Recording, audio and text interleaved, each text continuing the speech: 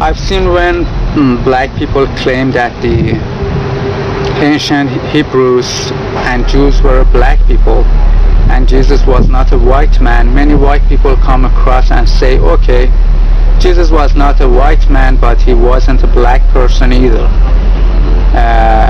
because he was from the Middle East, and therefore, according to them, he must have looked like Arabs. But this is a fallacy. Just because the modern population of a region looks like X doesn't mean that the ancient inhabitants of that region looked also like X. For example, look at Australia. Are white Australians descended from the ancient Aborigines? Or are white Mexicans descended from the ancient Mayans? Of course not. The Middle East is the most melting pot region of the world. There are black, white, brown, Indian looking and Mongoloid looking people in this region, all of whom claim to be native and indigenous to this region.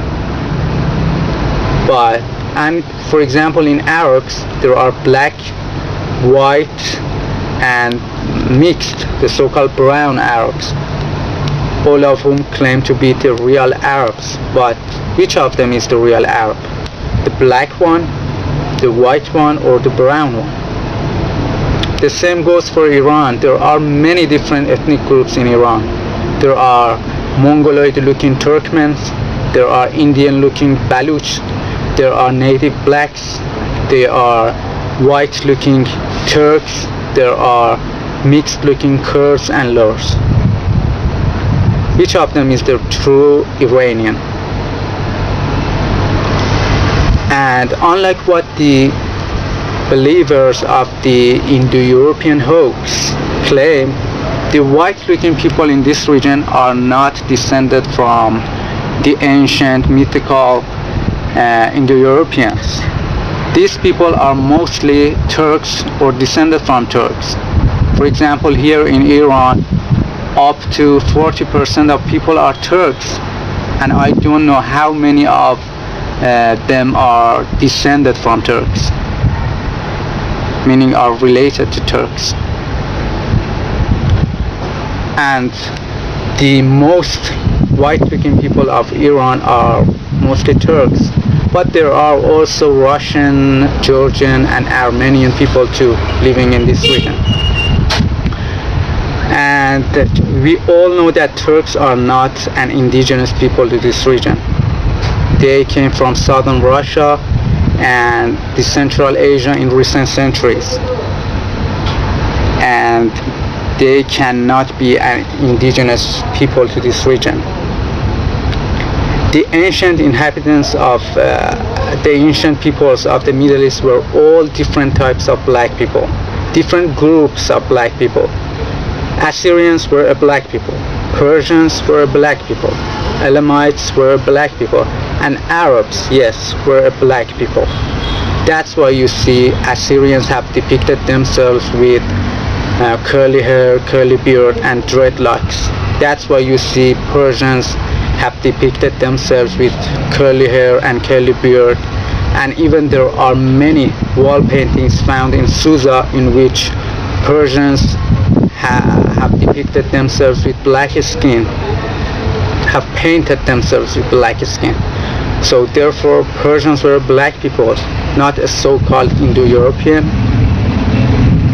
And I believe that Persians, Assyrians, Arabs, and all of the ancient inhabitants of the Middle East were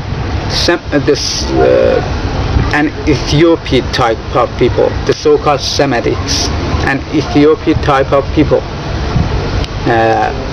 People like the Somalis, like Ethiopians, like Eritreans, like Djiboutis, like dark-skinned Yemenis. You know, they weren't a white people. Why? Because the temperature here in this city goes up to 50 degrees Celsius in summers with a high intensity and a UV index of 12. white people cannot endure this heat. They cannot tolerate this heat, so they cannot be indigenous to this region, because we semi-white looking people cannot stand this heat. We cannot go outside too much in summers. But how can white people be indigenous to this region? And I don't say this because I'm racist.